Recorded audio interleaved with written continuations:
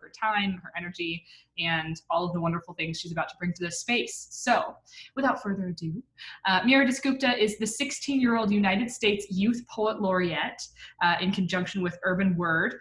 Her performances have been featured on PBS, Apple, The Apollo, and more. She's been invited to perform at Carnegie Hall, the Teen Vogue Summit, TEDx, CUNY, among other national venues, and now she can add Nebraska to this list. A part of numerous advocacy groups in the future, Meera hopes to utilize the intersection of social justice, and poetry in order to uplift the voices of historically underrepresented communities while combating societally normative, culturally hegemonic narratives. Please, you can go ahead and unmute yourselves for a moment if you want, and give some love and gratitude to Meera Dasgupta. Woo, woo, woo. Yay! Thank you. Thank you for having me here, and I love spaces like these. I was actually talking about this before, but I can see all of you face to face, and this feels like a really intimate setting because we're all in our own spaces, but we're also creating together. So I just want to let you know a little bit more about me. So my name is Meera. As was introduced, my pronouns are she, her, and you can also feel free to rename yourselves with your pronouns because that can also help me in general in terms of addressing you correctly. And I am an Asian American, able-bodied person. Currently, I am wearing a purple Hawaiian shirt as well.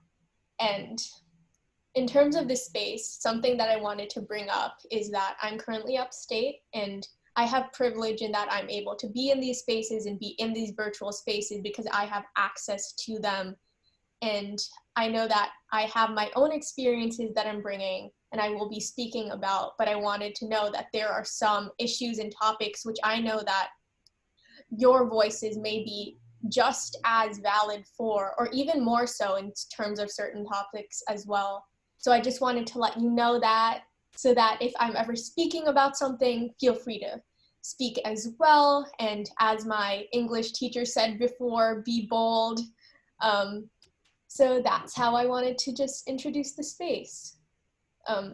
So first of all, I also wanted to know if you had any questions about the National Youth Poet Laureate Program, being US Youth Poet Laureate, because I know that I could always go on and on introducing myself, but I know that you may have questions that are very specifically targeted towards poetry, towards inspiration as a poet, or towards being a young poet during this space.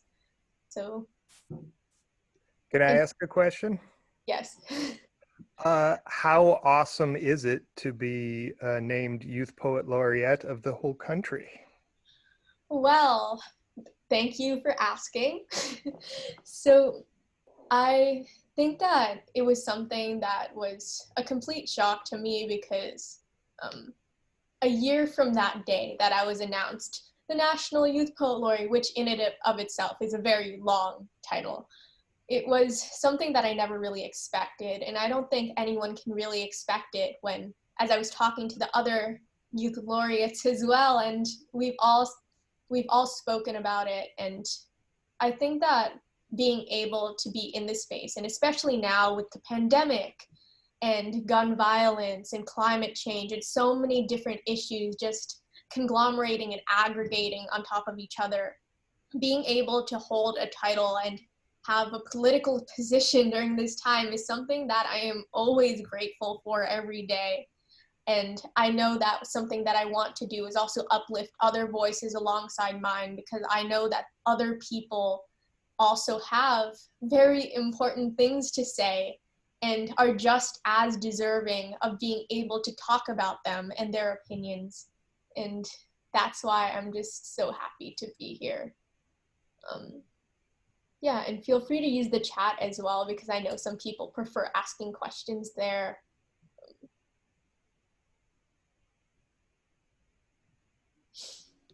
Thank you, Matt.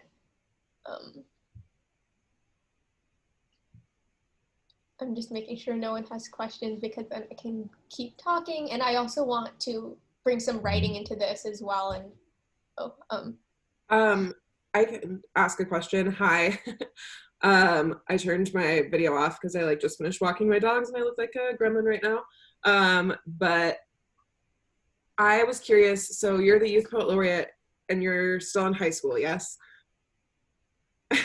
Which is awesome. That's amazing. I was just curious what that balancing act kind of looks like. Like it's hard enough to be a high school student and do all the work that you have to do, but also like all of the work that you now have to do like for the whole country. So I was curious about what that looks like for you. Yes, that is definitely a really good question. When I got the title, it was something that I asked myself because currently I'm in my senior year of high school, which means I'm balancing college applications in addition to high school work and being a poet in a pandemic. So it's a lot of different things, but I think that's something that I've learned to do is also remember to prioritize myself and my own capacities. It's something that I had to learn, and that's why even though there were so many different downs that were happening currently, it's something that I've appreciated because it's taught me how to make space for my own self and take a walk outside with your mask and keeping safe, of course, especially now. But in high school, I think that I've learned how to be almost a freelancer and a person who works with my own schedule and understanding that the work is important and it's something that we should continue to do, but it's also necessary to be able to write for yourself. Not all poems are supposed to go on a national stage. Like I've said before, sometimes poetry can be a way of healing and being vulnerable onto the page, and it's something that I've held. Thank you for people talking in the chat. That is really nice. I think that for all of you too, I'm really glad you're here because you're also taking time to talk to other poets and listen to other poets, and feel free to also unmute and talk as well if you have anything to say.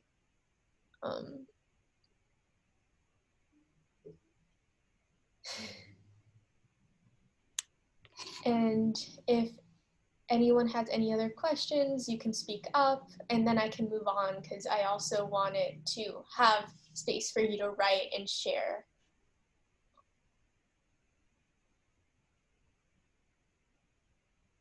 Okay, I'm not seeing anything. So if at any time when I'm talking, you have a question, feel free to add it in the chat, interrupt me if you want. Like, I won't hold a grudge. It's something that I think is important because if you have a question, oh, I see Matt has a question.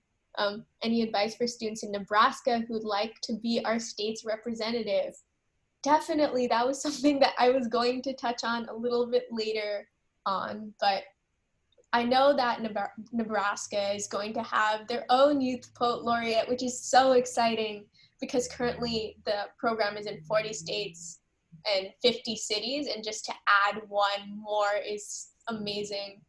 And some advice for people who are looking to apply, I would say to be genuine and yourself as well, first of all, because everyone, like I said before, has their own experiences. You have your own thoughts and perceptions about the world, and all of your voices are so important. So to not miss out on that, make sure that your poems and the work you do is highlighted. And don't feel like, oh, I can't add this one thing because I don't think it's important, because someone else may think it's important. Even if it's helping your own family during this time, like being able to write about that and show that you took initiative within your own life and outside of it is just as important. So that's the bit of advice I do have. And I'd also say if you're unsure about applying, to just apply, because doing college apps and applying for different things in poetry, and when I was applying, I was always a little bit wishy-washy about, will I actually get it? Should I apply right now, amongst other things? Because I know that especially because it's virtual right now, people may feel hindered by that, but I just want to let the young people know that this experience is very much a valuable part of their lives, and they're never gonna forget it. So take the chance and apply, because you never know what will happen. and know that you have a community of poets who are supporting you. You can email me, DM me on Instagram if you find me, and any of those, and I feel free to help as well, because I know that I would have loved if someone reached out to me, and I have always been a part of many poetry cohorts which have helped me and supported me, and I know I wouldn't be here without them. So yeah, that's what I would say. And yeah, I'm checking the chat simultaneously. I really like conversation that's happening here. So I have an introduction which I wrote. So I'm just going to do that because I've just been talking off book. So I just wanted to say, first of all, the election is in a few weeks, and I do implore you, if you can, to vote, because I know that we all have privilege, and I don't want to ask someone or force someone to do so either, because I know some people themselves don't necessarily feel like by voting they'll have their own personal histories and lineages being erased, and there is a sense of erasure, because I know that for some people voting is something that they hold dear to them as well, and something that allows them to have a voice. And I want you to know that there are so many ways to do so, and if you can vote, to do so, because I won't hold it against you if you don't have access to it, because I know that that's still a bridge that we have to be able to cross, because there's a lot of work that's going into voters reform right now, and I know that in terms of the translations, people, there are difficulties in that too. And in New York, you actually have to, I believe, have a state identification card in order to register, and that's a difficulty for many students, especially virtually. But there are so many other ways to get the vote out there, by lobbying, by talking to other people about it, because personally I'm 16. I can't vote for another 2 years, which is something that I've been thinking about so often, because this is a historic time. So I've been trying to contribute in any way I can. Phone banking is also happening. Like, that's something I'm working towards as well, just to let people know about voting and polling. And I know that 4 years ago, there was a lot of emotions involved in terms of the election, and now it's even more pertinent that we do so. Like, there's a countdown in New York that's detailing how much time we have left until climate change will become irreversible, and to think that it's less than a decade, and to see the clock slowly go down is very stressful, because I'm going to be approximately 26 years old when it's going to be irreversible, which is something that I've also been thinking about a lot right now, because I've been talking about how the world is kind of regrowing when all of us are at home. I'm seeing how the wildlife, flora and fauna, are flourishing right now, and it's something that I'm also grateful for, but I'm also seeing how a lot of people have united at this time, and it's something that I also think is amazing and inspiring, because what we think that right now a lot of people are very isolated, but at the same time it's brought us together in more ways than one. So that was my small introduction. Yes, thank you. In the chat as well. And also the census, that's another thing that I wanted to touch on very quickly. The last day to fill it out is today, so feel free to do that if you haven't done so after this, because I think that that's also important, so to make sure that you are counted in the census, and so that resources can be distributed appropriately per yourself and per the schools. So in terms of writing, right now I want you to write a poem from the perspective of an inanimate object and how it experiences the world. So if I were to talk about the pandemic or protesting, I may take the viewpoint of the concrete boulevard. If I wanted to talk about the pandemic as well, I may talk in the perspective of a surgical mask. So go ahead and I'll set a timer for, let's say, 5 to 10 minutes, I think, because I want this to be a quick write for all of you to kind of think about different perspectives if you were an object in existing in the world. And I'm just going to write the question in the chat. Feel free to also shut off your cameras because I know different people have different ways of writing, and some people don't like seeing themselves on camera when writing, so feel free to do so, and I'll let you know when you have 1 minute left.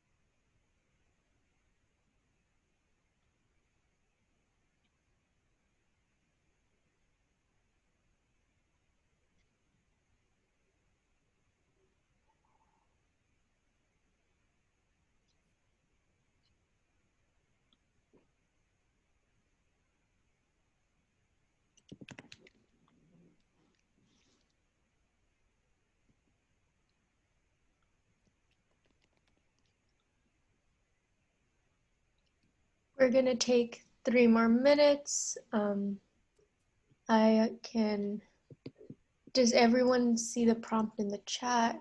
I know that some people just joined, so I may just put it again. I put it twice, but I just want to make sure that you have it.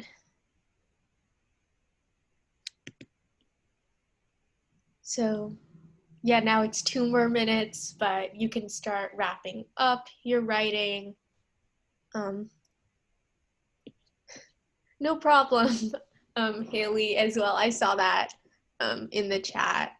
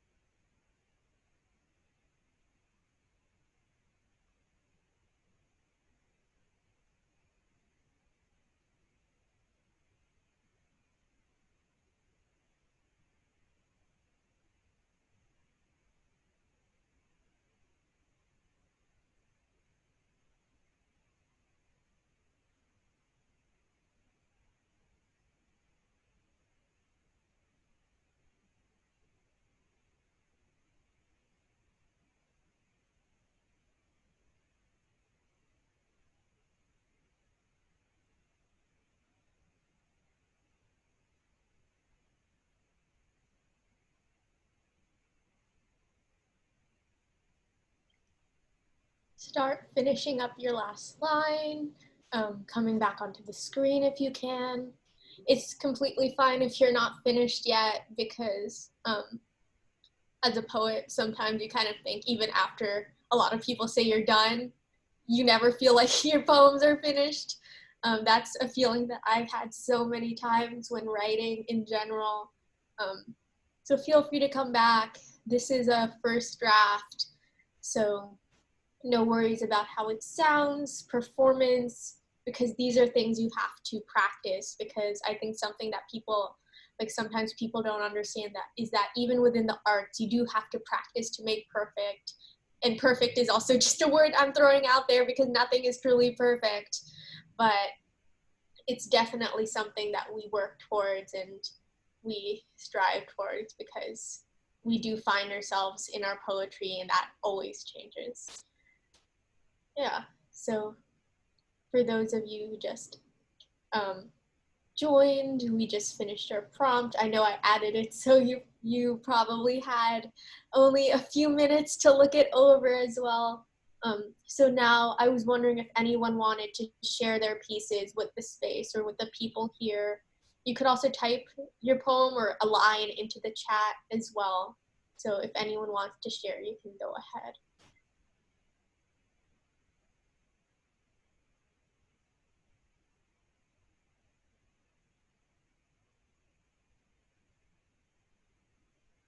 I'm looking at the group, and also don't worry if you don't want to share, because I know sometimes it can be very personal, whatever you've written, but I just want to make sure that if you want to, you can. So I'll give a minute to just look around and see if anyone wants to. This is Kat. Can you hear me? Yeah. Mine is really short, possibly silly, and light. I'll just read mine first. I'll break the ice. It's very short because I stalled. I froze, but then I just wrote. Okay. Please don't throw me away. I still have some ink in me, and my greatest joy is dancing on the page for you. Let me last until I'm spent. Your words a currency, a gift, a bit of magic. Please don't let me dry up, even as your tears are wiped from your neck. My sorrow is your silence, and the world is waiting for your song. Sing with me. Put me in your pocket and keep me warm. I'm a weapon, I'm a wand, I am your pen. Thank you. That's beautiful. Yes, show love in the chat. That's amazing. And I see Todd also wrote something, a poem in the chat as well, and I was reading it over too, and it's really beautiful. I think that especially seeing the descriptions that are being used and the descriptors or something that I think can make poetry so beautiful, because a lot of times with spoken word, like I know with competitions, we talk about politics and all of that.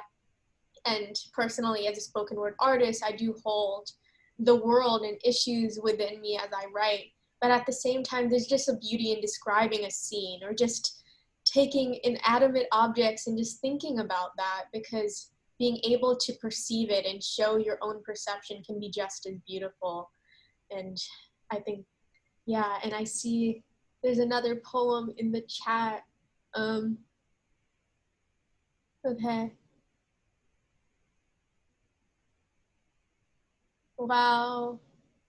It's so, all of these are so amazing. I I love being in these spaces. I meet so many amazing poets. So now that we've kind of seen different people's poems, just want to make sure once again, does anyone else want to share? Yes, Todd, I definitely felt that. I read it. I was like, yeah, I felt it too. Does anyone else want to share as well? Yeah, if anyone else wants to, but no pressure, because this is a safe and open space with all of you. Yes, Whitman quotes going into the chat. That's, felt it. Yeah, and I think that I can read something that I wrote a while back. So my poems have changed since then, because this was months ago. This was 6 months ago, when I was applying as United States Youth Poet Laureate. This is a prosaic poem. It's very much something that, because I know that at the time in March, it was towards the beginning of the pandemic and a lot of issues were just happening all at once. And I ended up filling 10 pages with poems, but this is one of them that I wrote here. And I've read it many times. So if you've seen me anywhere else, you may have seen this one, because I love reading it, because I like writing poems about poems.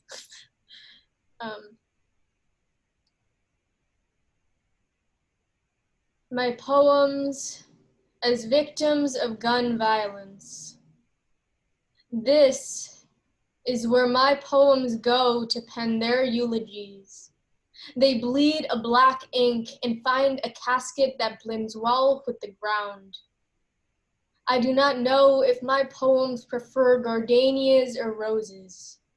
The rapid firing of a gun leaves my poems bloated with sudden death, judgment, a narrative in which they don't have a name.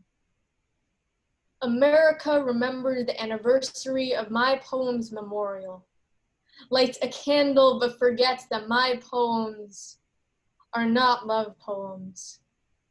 My poems are students tearing up the streets in their new Air Jordans, our teachers holding the Big Apple in the palm of their hands, our janitors mopping the floor of the mess that other poems have left behind. My poems are not bulletproof. My poems bury friends before they bury themselves. My poems sob when dissecting frogs in biology class, have gloves on so the blood can't streak their hands in transaction. My poems love their mamas, still kiss them on the forehead before going to bed. My poem shot a fizzy glass of white privilege before it shot them in the forehead. My poems pray to God sometimes. My poems reread horoscopes.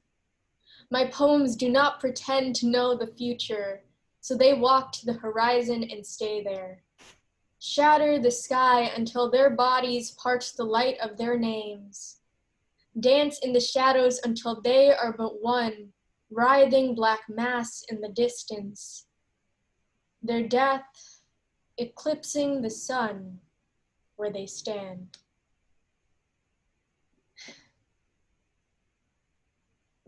Um, so that's a poem I wrote 6-7 months ago. It was in March or a little bit earlier than that.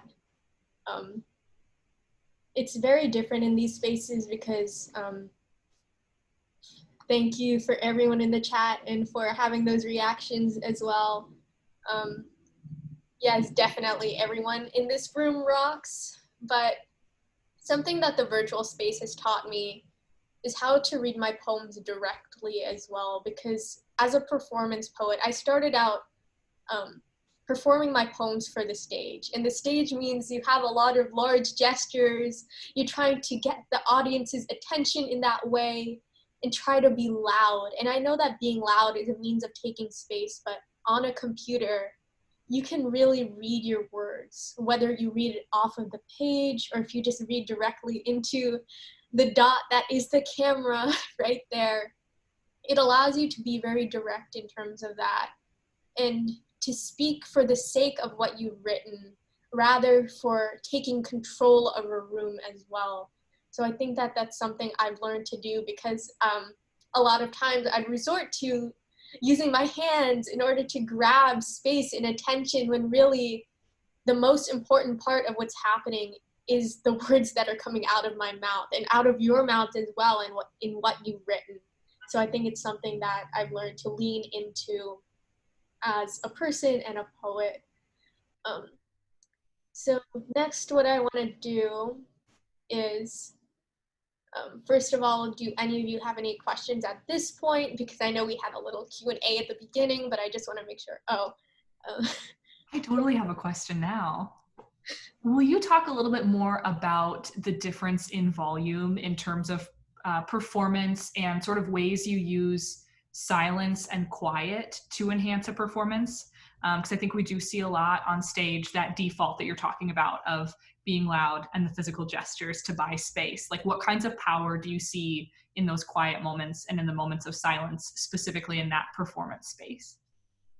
Yeah, definitely. Like, whenever I'd perform on a stage, people would tell me you change into another person because I stand there, I take my deep breath in, and then suddenly they say, you're in the zone. You've started standing in a certain way, and that's very funny because I know I do it. I've seen myself in video, and I don't really understand it myself, but I do believe that there is a power in silence because there's a weight to every word that you say because you've chosen and made a decision as an artist to include it.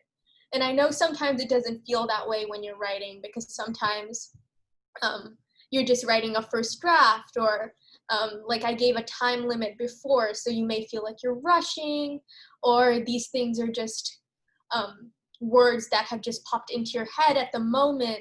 But once you choose to write it down, that's a tangible choice that you have made.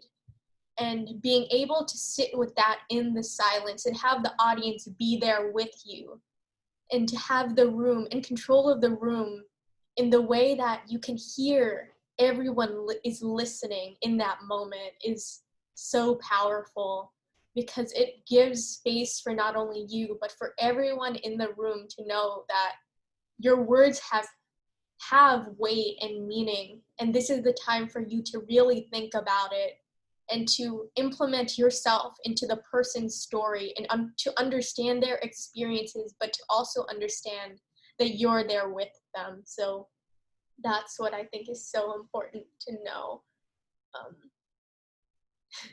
A horoscope themed poem, that would be very interesting. I was thinking about because my brother had a CS project yesterday, we coded the horoscope. Like if you input your month and date, you get your horoscope sign, your zodiac sign, which was really funny, but that was something that I was thinking about. So interesting that it brought up those feelings for you, and I'd love to see it if you ever want to send it to me. And anyone else have any questions? I have a question. This is Kat. This is more going back to the introductions, and it's a simple question, but I'm really curious, and I can't stop thinking, When were you first introduced to poetry? Because I can remember it was in 4th grade and I was told to write a composition and I thought that meant poem. Anyway, like I can remember my first poem that I wrote kind of accidentally, and then being introduced into the world of poetry and writing poems. And so I was probably 9 years old when I thought, I'm a poet. And I haven't stopped thinking that. But so what's your story? How were you introduced to poetry, and how did it get inside you, and how did you go with it? Thanks. Yeah. Something that I've noticed within the education system, like I know that there have been certain flaws as well, because I'm in the process of relearning so many things, and I've been questioning how could I have not learned them before, because in terms of histories and missing pieces of globalization and different things, there are pieces that I have been missing. But in elementary school, which is the beginning of all of that, I remember how towards the earlier years, so I would say 2nd or 3rd grade, they asked us to write a poetry anthology. And what happened is that a few months ago, I revisited it because I thought it would be so funny to read it. And it definitely was, because I remember specifically thinking at the time that my poems were amazing. I would be very extra in terms of my poems because I would write an acrostic and I would try to make every line rhyme as well. And I would show it to my teachers, very excited, like, look, I created something. I created an acrostic, it spells out a word. And that was really funny because I know that if I saw a young child doing that now, I would be so excited, because that means that they found a love of poetry. And I think that's what happened to me there, because in the 3rd grade, I joined choir and I started writing songs and lyrics as well. And I think that there is a sense of poetry and within songs as well. Like I know that many older songs have really beautiful lyrics if you listen to them. And since then, I think that I really got back into poetry in middle school, specifically spoken word poetry, because I never really thought that you can perform poetry until I joined my school's speech team and I started interpreting other people's poems. And I would compete like that. I would create a collection of poems.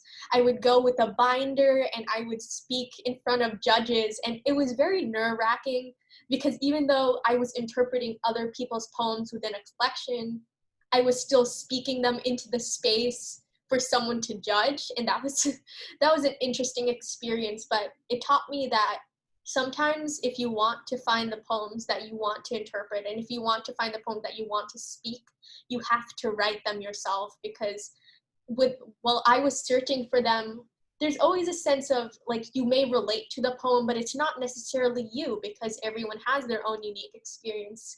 So I started writing them down and started speaking them and using my experiences in choir and theater in order to help me.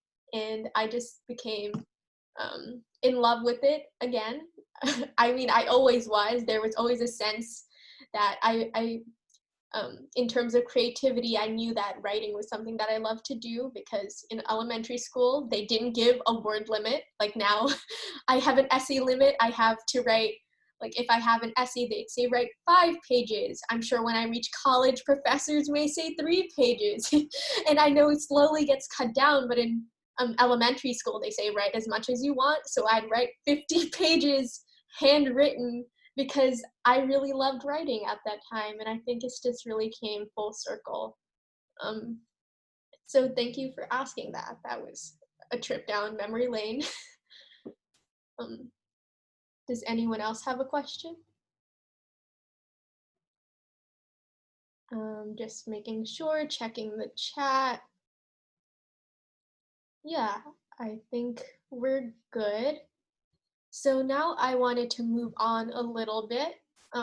So being in this virtual space, I've been able to be really aware of different months and weeks, like Climate Week, voting, the election, like I was talking about before. There's so many things I've become so aware of. So over the past month, it's actually been Hispanic Heritage Month. So something that I wanted to do, because I wanted to invite you to read other poets' works and to see other poets, I wanted to introduce you to some which I think would be important to uplift, because today's the last day of Hispanic Heritage Month. So I thought it's important to bring those voices into the space, because we have to appreciate them and what they bring into this world and into the artistic community. So I'm going to share screen for a second. I thought I didn't have the capacity to do that, and I paused because some days I don't, but I do here. So I'm just going to find a poem.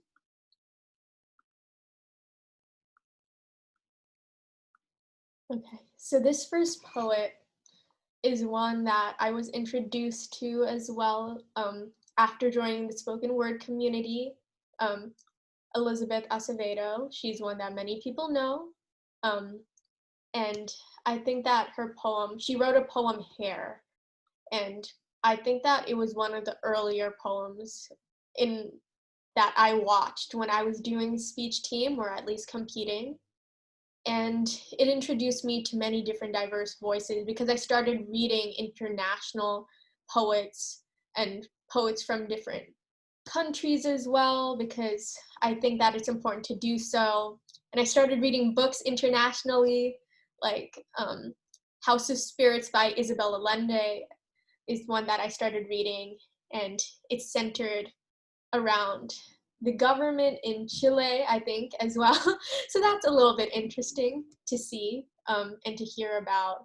So I'm just going to share this poem because it was an inspiration to me when I just got started. And since then, I've branched out to so many amazing people. And now in a space with all of you. So now I know all of you as poets, and I've heard your voices, and you've heard each other as well.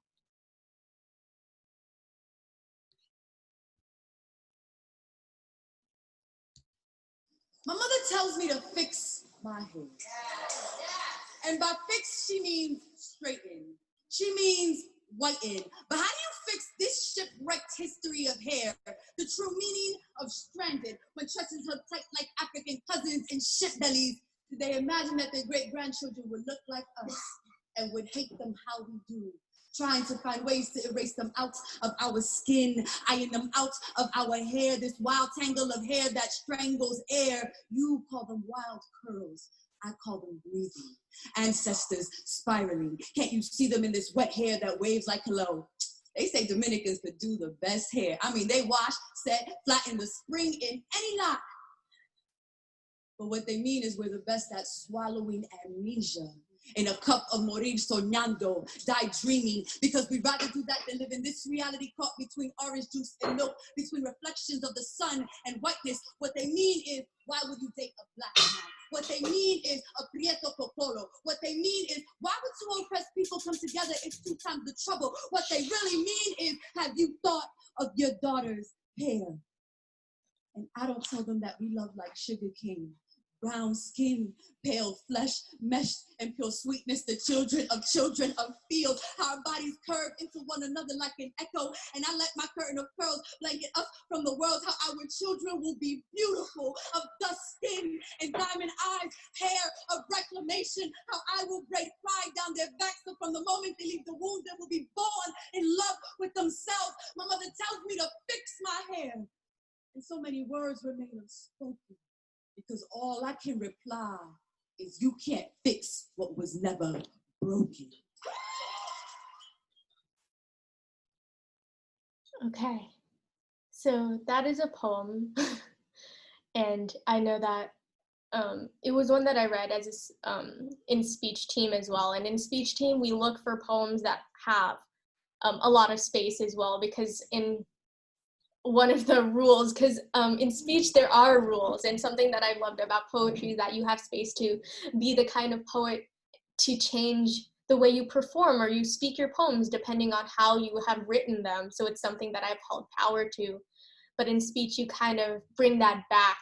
You learn how to let the words seep into the audience's minds, and it really contains the words as well. So I found this there for a competition basis, but then I thought it was really interesting because it also talked about reclaiming a lineage. And we were writing about through the lens of an inanimate object, and by talking about something such as hair or an object and a part of her identity, she was able to talk about world issues and womanhood and so many different aspects of herself, and you could see her through that. And I think that it's important that we all listen to other poets and hear their voices as well, even if it's in video, in Zoom, trying to be in these spaces and joining workshops as you all have now, because it allows us to continue to carry other people's perceptions with us and to carry their lineage as well. So another poem that I wanted to share was by Juan Felipe Herrera, and he was a United States Poet Laureate, and he wrote a poem, Let Me Tell You What a Poem Brings. And I just wanted to share that with you because it voices it voices the power of poetry, like I've been discussing, like all of you have been saying as well, because I think that people have to know that poetry can move people in a way that facts cannot.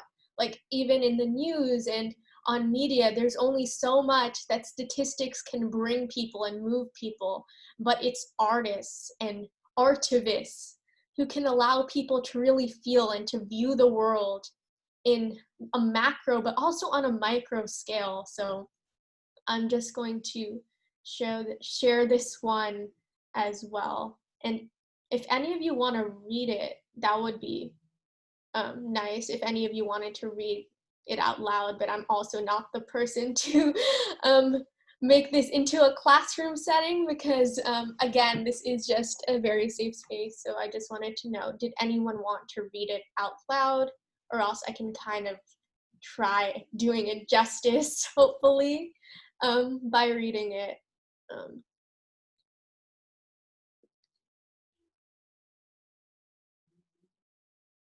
Okay. So I don't see anything here. I'll do it. Oh, yeah, you can go ahead. Thanks, buddy. Let me tell you what a poem brings. For Charles Fishman. Before you go further, let me tell you what a poem brings. First, you must know the secret. There is no poem to speak of. It is a way to attain a life without boundaries. Yes, it is that easy. A poem. Imagine me telling you this instead of going day by day against the razors. Well, the judgments, all the TikTok bronze, the leather jacket sizing you up, the fashion mall, for example. From the outside, you think you are being entertained. When you enter, things change. You get caught by surprise. Your mouth goes sour. You get thirsty. Your legs grow cold standing still in the middle of a storm. A poem, of course, is always open for business too, except, as you can see, it isn't exactly business that pulls your spirit into the alarming waters. There you can bathe, you can play, you can even join in on the gossip. The mist, that is. The mist becomes central to your existence.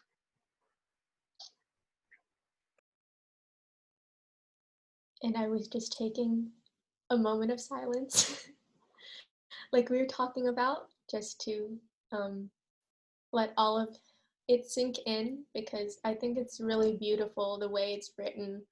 And as you can see how descriptive it is, and all of these things together as aggregates, you can understand what Juan Felipe Herrera is talking about here, because we're all poets, so we kind of understand the feeling. But I feel like even for people who may not be poets, people who are poets who don't know it yet, or people who are interested in poetry or don't know what poetry is about, I think that it really helps you understand how it becomes a part of your essence, because it really is. I always say that poetry and writing is an extension of the soul, because I'm going to stop sharing now. You can I can send the link into the chat if you just want to continue looking. But I've recently been taking a contemporary moral issues class. I took ethics, the human vocation as well a while ago in a university because I was just really interested in that and interested about learning about the world, because I know that high school there's a lot of classes and courses that I could take, but I really wanted to learn in a space that would allow me to view the world in a different way and to talk about things and have uncomfortable conversations that shouldn't be uncomfortable as well. Because something about in New York City in terms of the education system, there's, like I said before, there's a lot of history that aren't necessarily spoken into the classroom. There's still a lot of work that needs to be done. And this is not per teachers, but on the institutions that have power over the education system and what's put into our textbooks. So that's something that I've had on my mind recently, because after reading many books, because books, by the way, are something that can really allow you to have a window into different lineages. Like I talk about lineage a lot in my poems, and because I think that it's important to have this historical context and to put yourself onto the page and where you come from. So I think that that's something so important, to also be able to educate yourself and to be open to relearning, because I was thinking about Plato's allegory of the cave. We often see the shadows on the wall, but there are so many other realities present that we aren't privy towards. And I can go on and on about those concepts and philosophical concepts that I've been learning. But I was wondering if any of you wanted to share how you felt about that poem, being poets or budding poets, or anything as well, because it was powerful.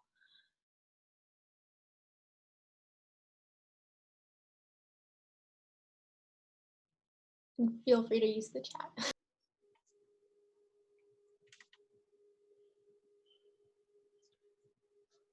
I feel like I'm talking a lot, so I'm just gonna preface this with that. But something that really hit a nerve for me with the Let Me Tell You What a Poem Brings, besides its poemness, all of its description, but the line is open for business, and then it says, it isn't exactly business that pulls your spirit into the alarming waters. That was a real turning point in the poem for me, because it's describing, well, it's doing all sorts of things, but it's almost as if with that line, it is always open for business. But you know, now that I've said the word business, let me tell you, this is not a business thing. This is a jumping into alarming waters thing. So the poem does that really beautifully, more beautifully than I just did. But that word business hit a chord because I work in a corporate setting all day, and this is sort of my little weird poetry thing to my coworkers. They don't understand it, and there really are lots of different worlds out there, lots of different ways of living and being in the world, and poetry has given me so many gifts that I appreciate differently than other people appreciate. Those are my thoughts. I'll be quiet now.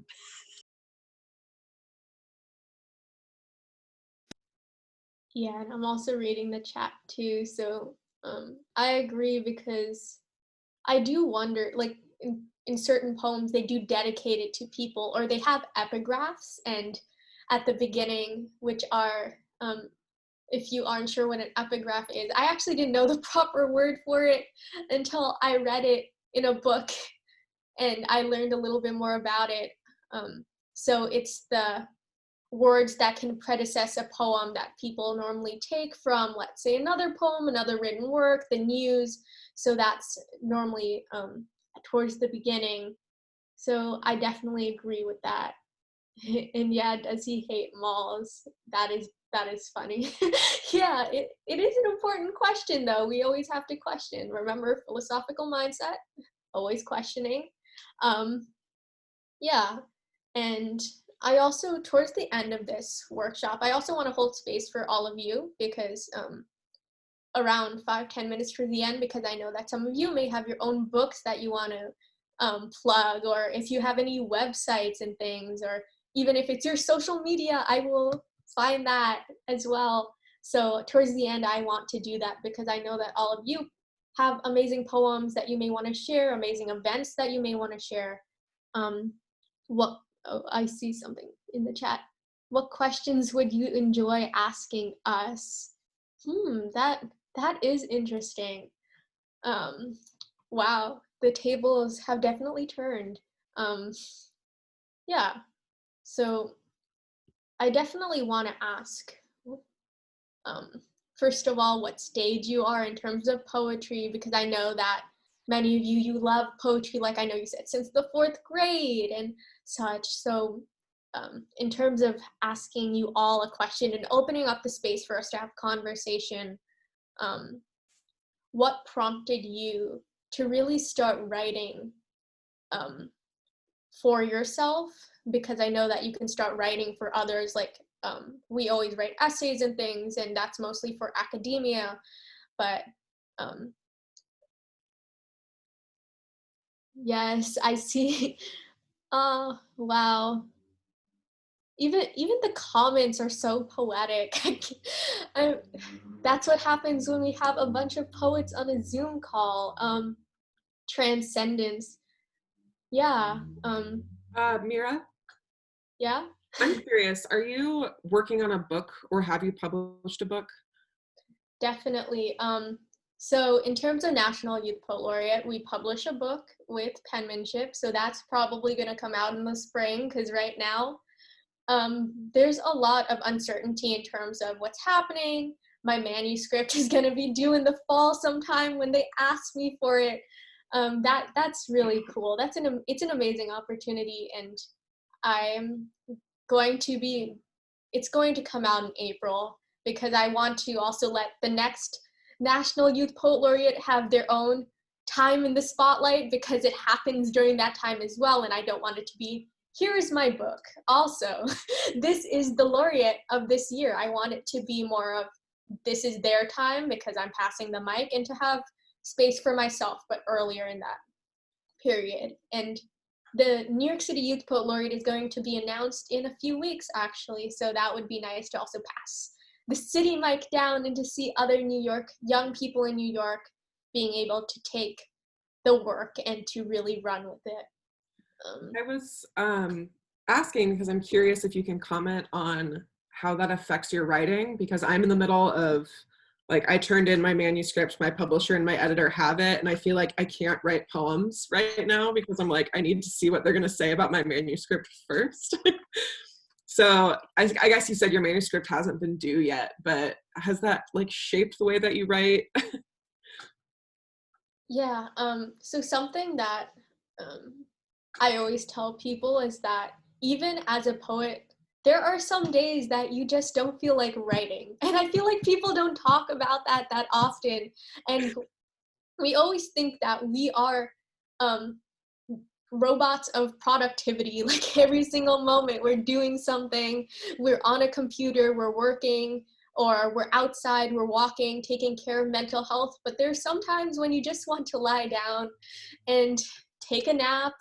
I mean, writing is a means, like I said before, writing is a means for healing. There are some times when writing is the way that you take time for yourself, but there are other days that you may feel like you don't have space for that and you're overwhelmed, and that's just something you have to sit with and meditate on. So in terms of how my writing has been affected by the pandemic, I think that it's allowed me to really be able to have time to view the world and to take space, like I said, for myself, because as I said before, being in New York City is already a very busy environment. There's a lot of stimuli. I take the train to Manhattan an hour every day. I take the train back. So I do have, normally school is 8 hours. So for me, it would be 10 because I'm on a train for 2 of those hours. But now I'm able to really focus on different people and different aspects of what's happening in the world, because I think that, like I said before, there's a sense of American exceptionalism exceptionalism in New York because we're in that bubble of thinking, but it's really allowed me to go past that. Like I said, I've been taking philosophy classes, I'm taking a global perspectives course, and these are things that have allowed me to see beyond that and to really go back into history and to take those texts and really analyze them. Like I was rereading The Federalist 10 by Madison, and I was comparing it to the essays Moral, Political, and Literary by David Hume, who is a philosopher as well. And just the things that they said, it was so crazy as well, because I was reading a passage on the neo-Aristotelian, oh my gosh, persuasive methods of what was used in the Federalist 10 in terms of pathos, ethos, and logos, and how it's really a piece of, like, they also described it as a piece of also propaganda, because they say it's a founding document of the United States, but at the same time you have to really see the persuasive elements that are included in terms of talking about protecting the minority with property rights. And I know I'm ranting about that, but it's something that I'm very interested in, especially in a today concept when we're talking about the government and the elections, because then you have to really think about who's being protected and who's being heard and who's not being heard within all walks of life. And yeah, so I did go on a tangent there because these are things that I'm very interested in right now, because there's a lot on my mind per the world, per the nation, and what's going to happen in the future. So does anyone else have any questions?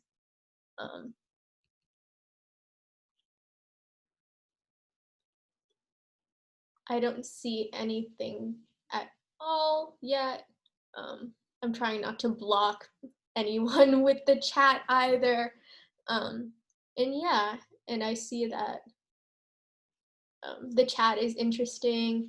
Transcendentalism, I know, I see transcendence, and that's what I immediately thought of in terms of, like, there was, like, the transcendentalists. I think I'm saying it right, but they believed in a oneness with nature as well, and that was something that happened earlier in the 1900s. So the next thing I want to do, I know that being in a room with poets, I still want to have a little bit more writing before we close off, and then have you all share and plug your own websites, books, because I know that you're talking about sending your manuscript in, and I want to make sure that we have these connections so that you can spread the word a little bit more. So now that you've seen, speaking as a historian, you're interested in content, okay.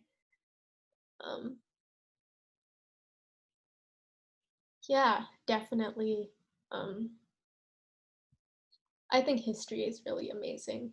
It's interesting, and it can be frustrating to see it repeat, because I look at it and then I see things that are so cyclical that I don't understand how we can't see it, and yet it's there. And like, there's so many cycles, and we kind of have to acknowledge them to break them. So that's why I try to read as much as I can and to read into them, because I know that things are repeating, and seeing it just makes me want to push forth and have a paradigm shift, or at least a revolution of sorts, because that's what they say can really allow for a shift in perspective. Like the way they said it was a cultural revolution or a revolution.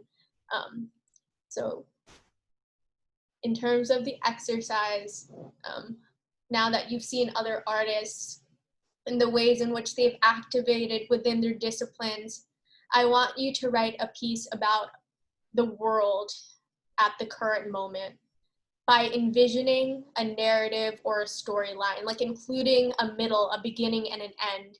So following that arc, and whether you choose to specifically talk about a person or a group or an event, it's completely up to you, but I want it to be able to specify a specific aspect of your experience within the viewpoint of how your experience is one of many.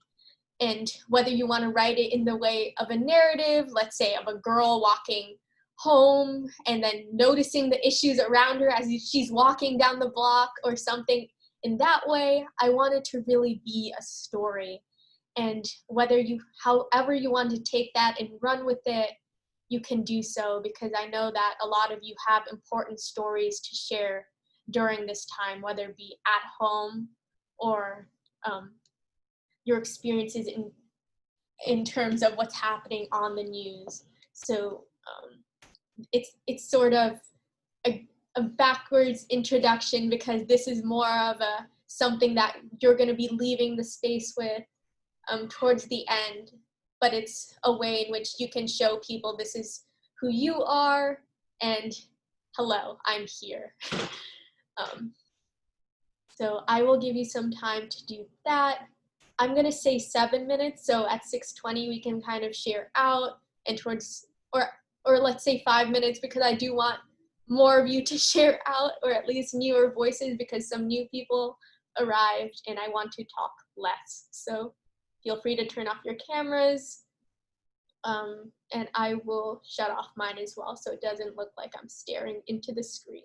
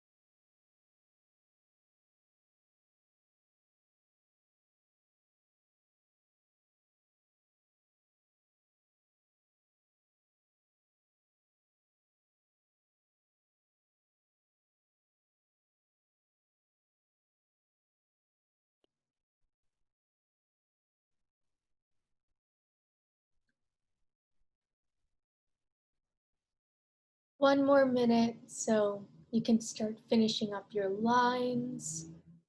If you're already finished and you wrote a short form poem or something of the sort, you can start opening your cameras. I'll do so you won't feel alone if you do.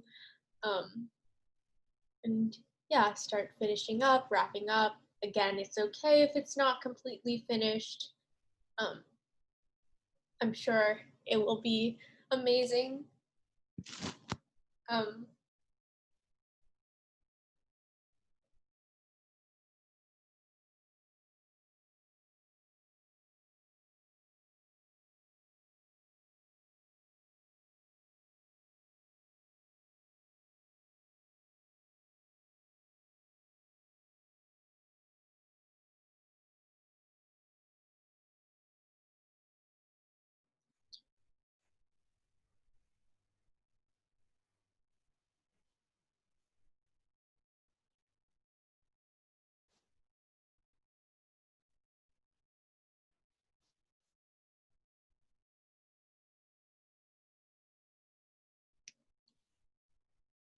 And if any of you want to share, you can just go ahead and do so, or you can type it into the chat. Something that I say when something that I should have said before when you were sharing is that you never really have to have an introduction to your pieces. Like something that I always do is I say, oh, um, I don't really know if it's good, but I'm just gonna say it. Just say your poem. I'm sure it's great. It's something that the Youth Poet Laureate Ambassadors this year is really interesting to watch because that was me a year ago, but we try to make sure that you don't have an introduction in terms of saying something like, I don't think my poem is great. Oh, I think my poem needs more work, because it puts you into that mentality. And I think that you should let other people hear it. And I'm sure it's inspiring anyway. So you can always add it into the chat if any of you are interested in that. I'm not sure. And I don't see anyone sharing yet or coming back on screen yet.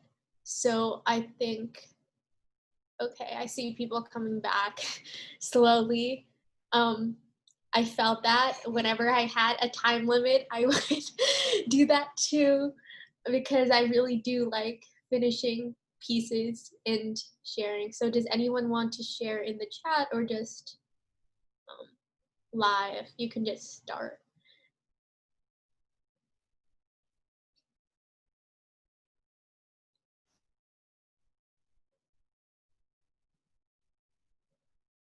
Okay. I see the chat. Um,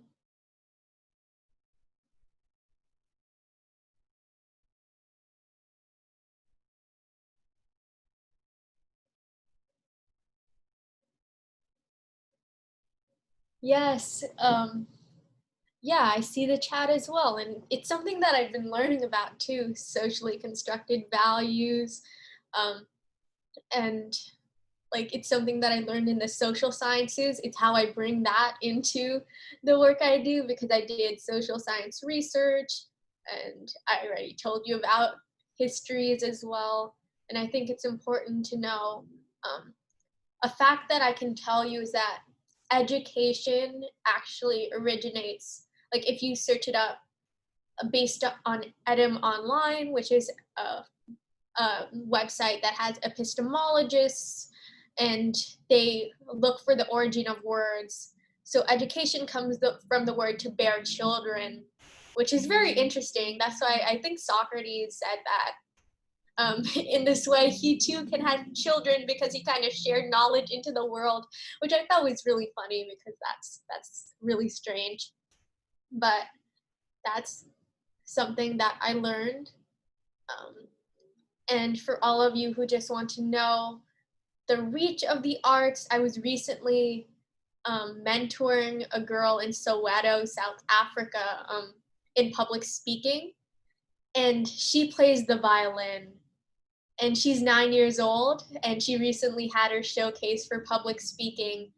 And that was something so inspiring. I remember watching her, and my heart, I couldn't stop smiling because she was so amazing.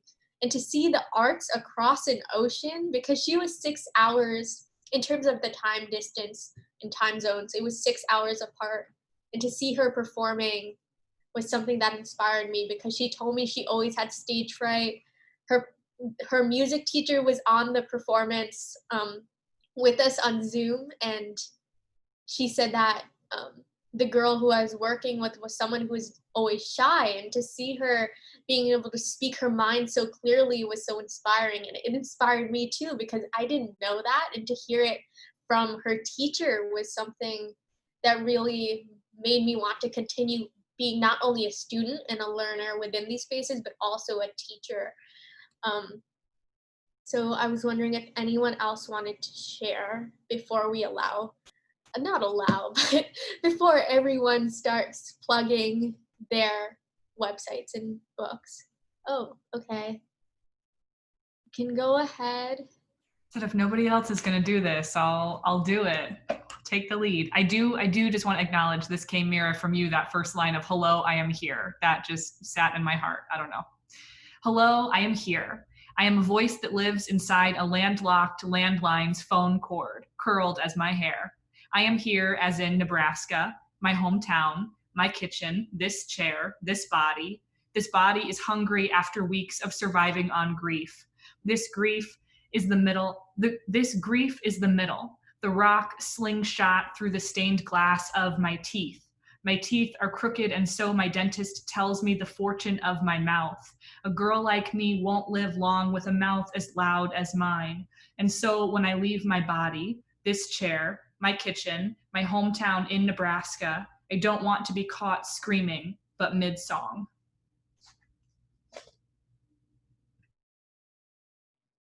I love when the last lines of poems just hit. Yeah, I know, shivers. I felt it. That was amazing. I know it's a rough draft. The amount of talent that is just spewing in this Zoom is amazing.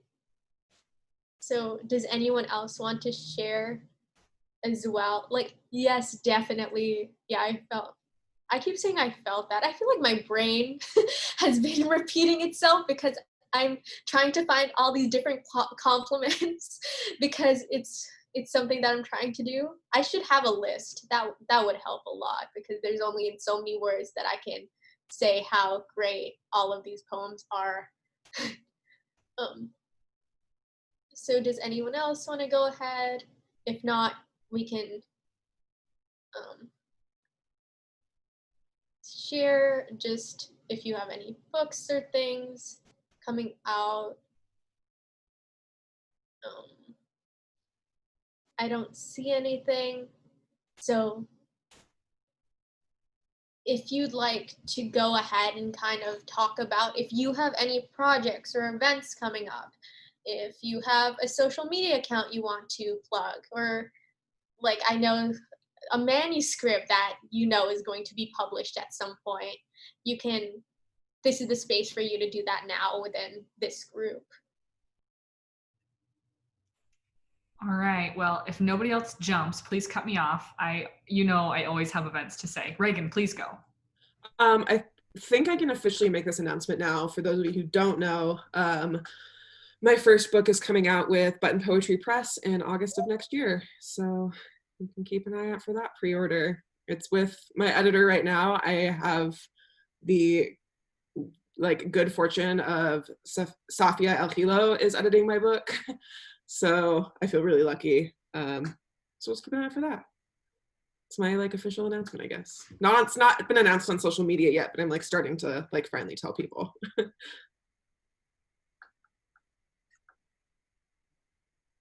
That's so inspiring. I watched Button Poetry when I was starting in speech team, so to know that you're able to publish that is just amazing. And this is why I'm holding space for all of you to share amazing things such as that.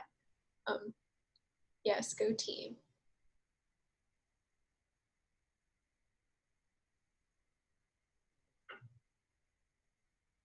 And feel free to also plug your friends if you know anyone. I think that being able to spread the community is something interesting as well. So if you know anyone who's publishing, if anyone has a website or things, you can also do that in the chat or speak it out loud. Can I just say that, so I go to the open mics a lot. I know we're in a pandemic, so maybe not right now, but there's never any poets there. I'm usually one of like maybe two, but usually just myself. And the rest are like musicians and comedians and whatnot. And I think it would be really cool if I saw more of you guys at the open mics. Yeah, just saying. So if you want to know where all the open mics are, you can message me.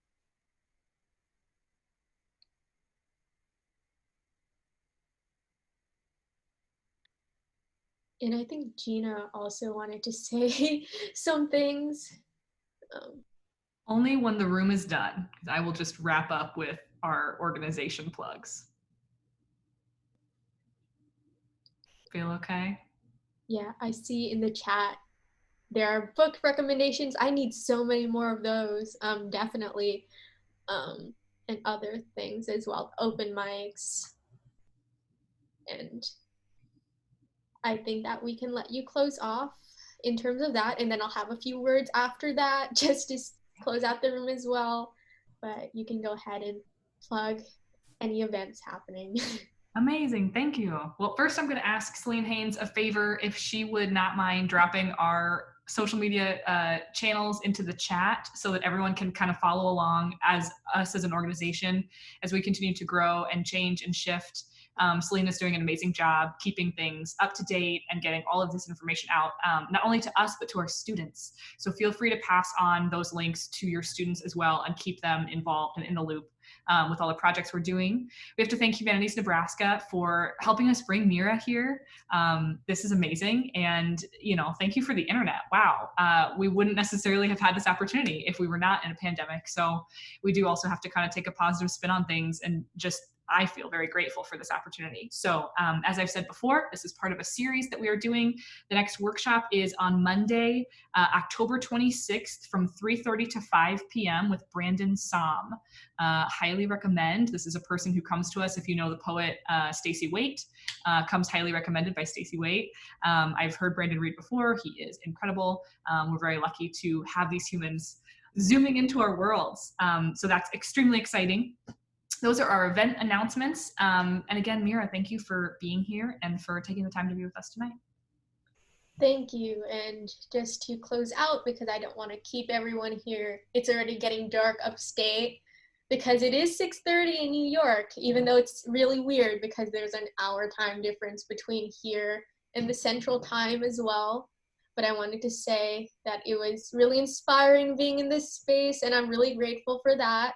And also I'm proud of all of you for being here, and I think that we need to say that more because I know that personally, after being in so many Zooms after the day, hearing someone acknowledge that and just to say that they're proud of you, as I am of all of you for taking the time to be here, is something that's very special. And I hope you know that because being able to just be here and create in this space is always something that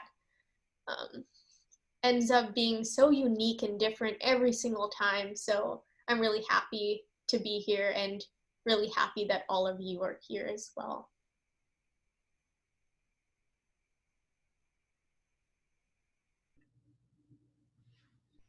All right, thanks everyone for being here. Wonderful things in the chat. We'll see you all hopefully on October 26th, and you know where to find us in the meantime. So thank you, Meera. Thank you, Meera. Thank you, thank you, thank you.